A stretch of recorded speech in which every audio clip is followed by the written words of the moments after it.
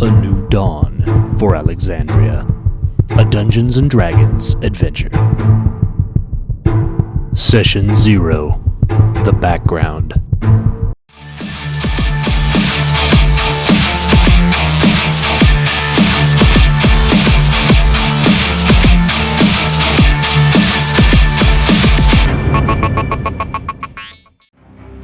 Regarding Toril generally, they say time heals all wounds. Sometimes it does, but sometimes time only allows a wound to fester and grow, the infection hiding beneath the skin as it slowly corrupts the entire body. Such is global politics on the planet of Toril, a planet defined by periods of war rather than by periods of peace. A planet whose violence was so overwhelming that it's dubbed the Forgotten Realms. A land whose people have been purged even from the minds of the Allfather and cast into the domain of the lesser gods to be used as a plaything, as something to keep them entertained while the Allfather did important work somewhere else, and play the lesser gods did. Like an elder tempest living deep in the Crystal Mist Mountains, these gods seemed less interested in consuming their subjects and more interested in seeing how much pain they could inflict upon them before they would break. Predictably, the followers of these masochists became like their gods themselves, seemingly nine hells bent on killing each other as efficiently as possible. The result of such chaos above and chaos below was nothing short of utter and nearly complete destruction of Toril and its varied species of inhabitants. Not once, not twice, but 3 times Toril has broken. 3 times the gods and their followers have pushed life on Toril to the brink. For fun. There is nothing those disgusting gods would have deserved more than to receive the natural consequence of their behavior. A world completely devoid of subjects at all. But perhaps the reality is the real story of Toril. No matter the destruction and no matter the odds, life in Toril finds a way. Or at least that's what we're told is the truth. Truth. Is there such a thing? Is truth not simply the story created by those with the most influence and retold most effectively? After all, cannot a loving father also be a brutal tyrant? Is not the only difference the perspective of the herald? And will not the most effective herald also be the one with the sharpest sword by which to silence those telling a different perspective? I apologize. I digress. My point is simply that history and truth are often recorded as much more solid and definitive than they actually deserve. Regarding Miadrus historically, that brings me to the continent of Miadrus. We're told that Miadrus was blessed by the world makers at the beginning of time as a reward for her beauty and vigor. Ha! Who tells us this truth? Why, historians of Miadrus, of course. As far as I can find, very little is known about Toril prior to the Third Cataclysm. But I will admit that Miadrus has made the most of its opportunity those last 300 years since the Cataclysm. It would be very difficult to argue that it is not the envy of Toril in this age. If the historians are to be believed, after the Third Cataclysm, the first hunts were hunted in Miadrus. The first farms were farmed in Miadrus, the first swords forged in Miadrus. The first cities were erected in Miadrus, the first spells were cast in Miadrus, and the first religious oaths were uttered in Miadrus. While the gods and the rest of Toril held its breath, Miadrus produced food and armies and religion and culture, preparing to light the fires of civilization for the rest of the world. And did they bring light to the rest of Toril? No. Instead, they began hoarding discoveries, talents, and information. The discoveries that could rebuild Toril, now consolidating into just 7 families that would rule Miadrus for the next 200 years. The House of Battenkins, masters in winemaking and export. The House of Hundhues, masters of weapons, armor, and the art of war. The House of Merwell, masters of trade and conquerors of the seas. the House of Retma, master trackers and hunters of wild game. The House of Crodwin, master woodsmen, miners, and exquisite builders and engineers. The House of Slembot, masters in manipulation of the weave, magical arts, and mysticism. And the House of Kolkard, masters at communing with, manipulating, and appeasing Solara, the only true goddess of Miadru. May her light always be upon us, and may our life's work return even a fraction of her magnificent light to her. So this is what we have, a god's bounty of talent and knowledge bottled up amongst these 7 families. And what did they do with it? They spent the first 100 years killing each other in a vain effort to consolidate their power further.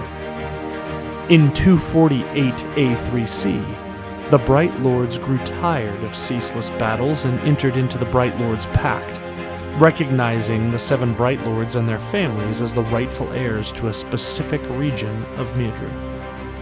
Furthermore, they committed that any attempt to invade the land of any other Bright Lord would be considered treason against the Pact, and all 6 remaining Bright Lords would wage brutal warfare against the invading family. But war never changes, and bloodlusts die slowly.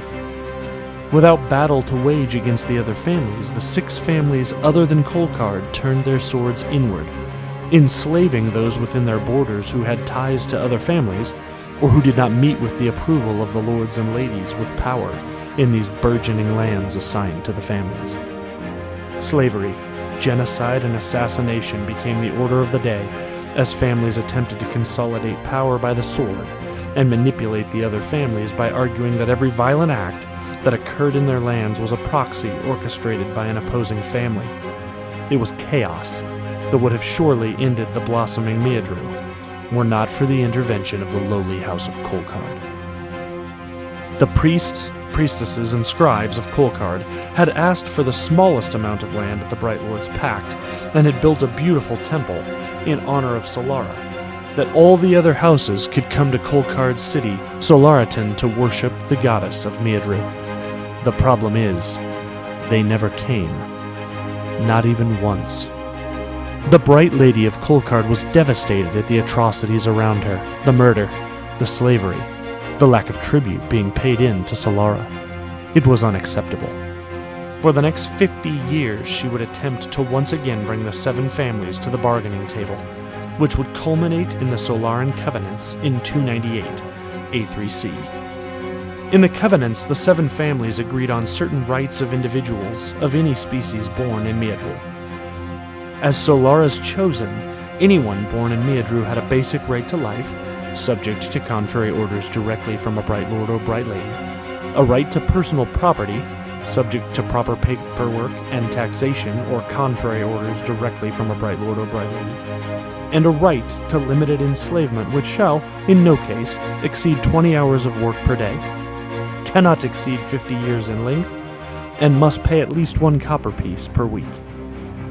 In addition, and perhaps most notably, Kolkard convinced the remaining 6 families to allow Kolkard to give up all rights to Solaritan, making it a free city which was not subject to any of the laws of any of the other 6 families.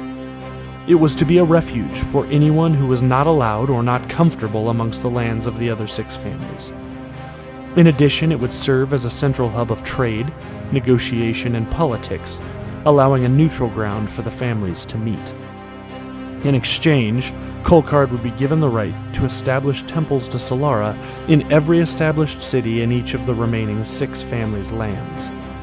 Solaritan was chastened as the first truly free city in all of Teril, and was renamed Alexandria, in honor of Alexandria Kolkard, the Bright Lady of Kolkard who sought and oversaw the creation of the Covenants. Regarding Miadru presently, it would appear that Solara smiled upon the Covenants, as that series of agreements kicked off a nearly 100 years of relative peace and prosperity in Miadru. The 7 families learned to live in peace, albeit tenuous, and learned how to use their relationships with the other families to benefit their own advancement.